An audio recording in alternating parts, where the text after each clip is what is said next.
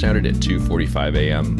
and I was on the road by 3:20. It always amazes me how many people I see on the road so early in the morning. What kind of insane lives must these people live to be out so early? Me? I have a perfectly rational excuse. I'm driving 8 hours so I can expose some light-sensitive cellulose to radiation from a nearby star. That, my friends, that is a definition of sanity.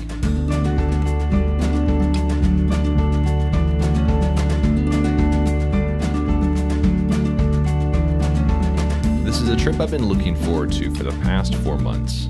My wife and I spent the entire summer getting our old house ready to sell.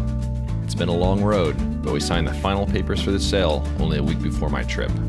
After having recently moved, I spent the past couple of days tracking down all the equipment I'll need for this trip.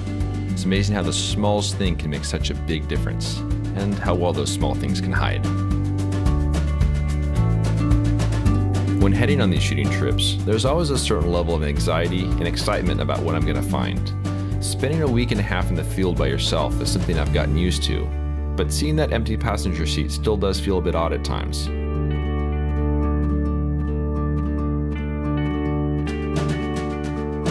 This is my 6th consecutive year visiting Zion for fall color. I'm very happy with the shots I've taken over the years, but there's still a few shots I haven't quite perfected yet. Hopefully this will be the year that adds some of those to my portfolio.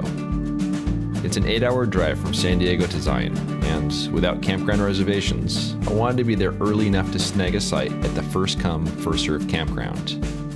I arrived last year on October 27th, only to find the fall color was about a week and a half early.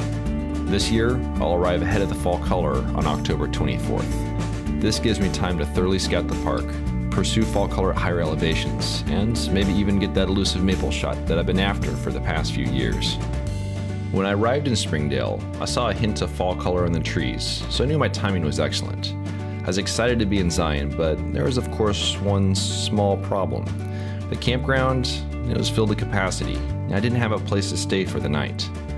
I spent the afternoon scouting the conditions of fall color in the canyon, then later that evening found a rustic campsite on nearby BLM land.